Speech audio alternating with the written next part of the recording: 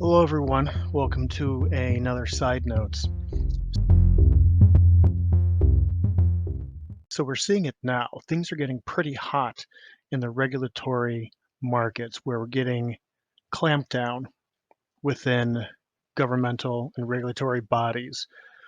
We saw what happened in Canada with a popular protest that got big and became effective.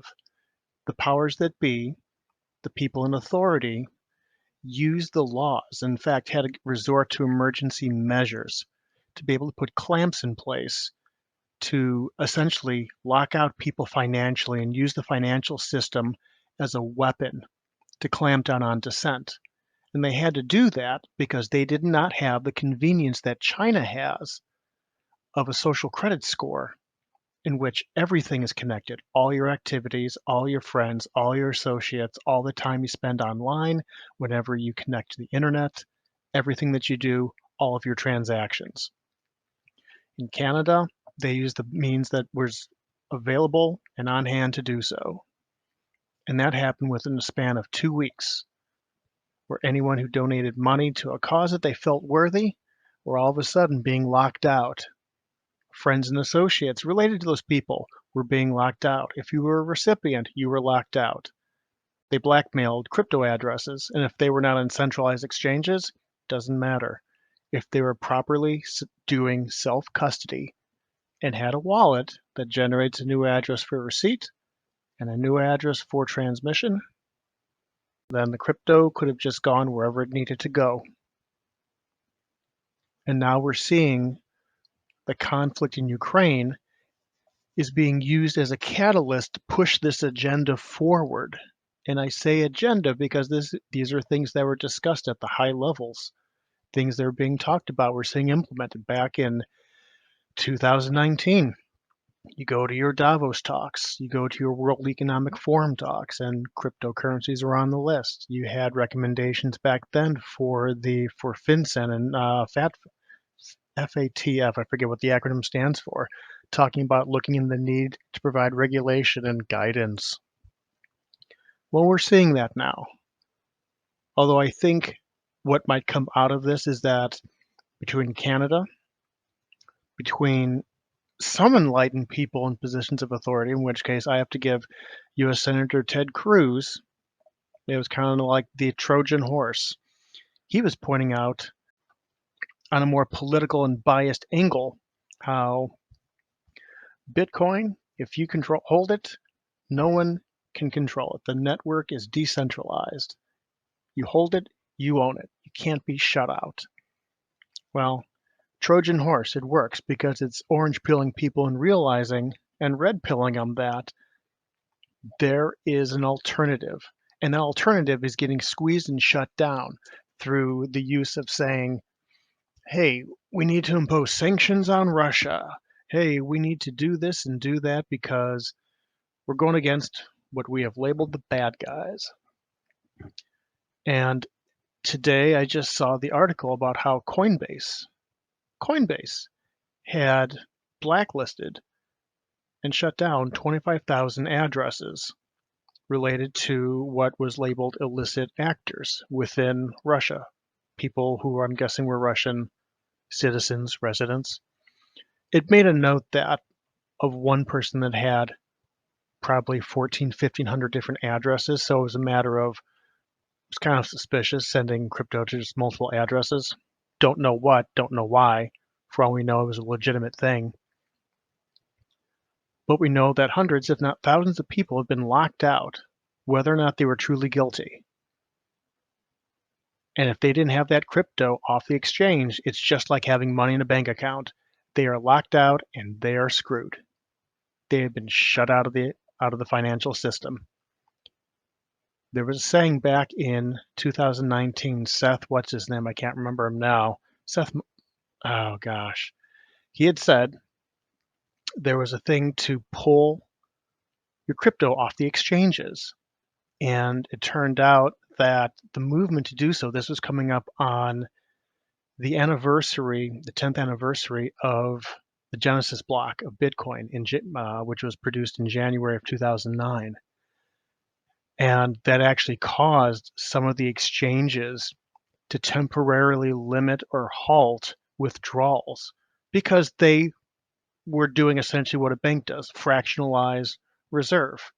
They know that they could have, say, people that technically have bought 10,000 Bitcoin on their exchange, but they might only have 3,000 Bitcoin on their exchange to handle withdrawals. So when you have a big movement, then all of a sudden they basically don't have what they say they should have to cover it. I think at the time, Kraken was the only exchange that had full reserves, and they do regular audits. I believe it's regular, but they had an audit and they were the only exchange. There may have been one other that had full reserve. But even then, Jesse Powell during the Canadian event said, get your coins off the exchanges, because if the authorities come down on us and say you need to close these accounts, you need to shut them out, we're going to be forced to comply. And he said, take your coins off the exchanges. Andreas Antonopoulos. Simple rule. If you control the keys, it's your Bitcoin. If you don't control the keys, it's not your Bitcoin. Your keys, your Bitcoin. Not your keys, not your Bitcoin. Your keys, your Bitcoin. Not your keys, not your Bitcoin. And that goes for anything. So if there's anything that the last month has shown, it's that things can turn very quickly if you don't have a wallet where you control the private keys, which is essentially the password, that unlocks that and enables you to set up that crypto wallet on any other device. You do not control the crypto. You need to look into it and set them up. There are several good applications. Coinomi, and I'll put links in the notes. Coinomi is a good one. There's numerous other dedicated ones for each coin. And Exodus, don't quote me too hard on this one. You can download the private keys and control them, but I do know that the wallet interfaces with numerous entities that they use for different services such as DeFi, for trading, for staking as well. So you need to look at the risks and find out if any of these things that a wallet does, if they use a custody service. Like for example, Abra, they've had their wallet for years. And it wasn't until I started looking into things when they started doing the lending and crypto deposits that I realized they're basically just an interface, and all the assets are in custody with Prime Trust, which is one of the major players for doing custody. They do custody for Binance. They do custody for, I think, Kraken as well, where the exchanges don't hold these coins.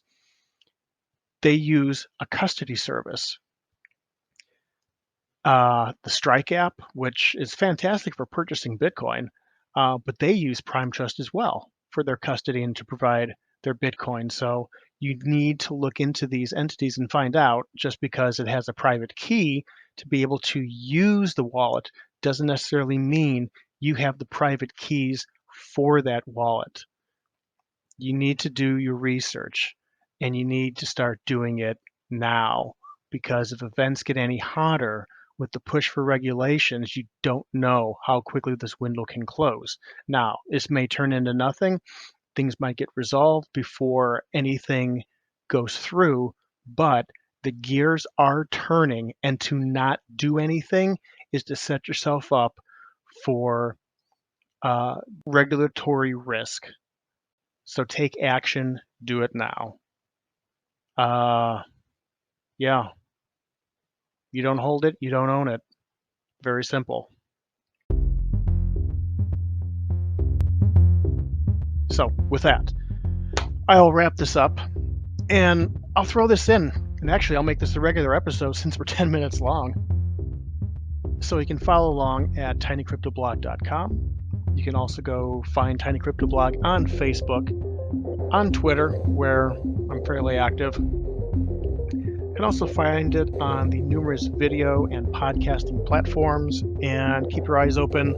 I'm working to get that monthly newsletter going. I also put out a weekly summary of news and tweets every Sunday, and put out at least one post every week of relevant podcasts, articles, research reports, something to help you, dear listener and dear reader, learn what you can from the big picture, because it's a long game.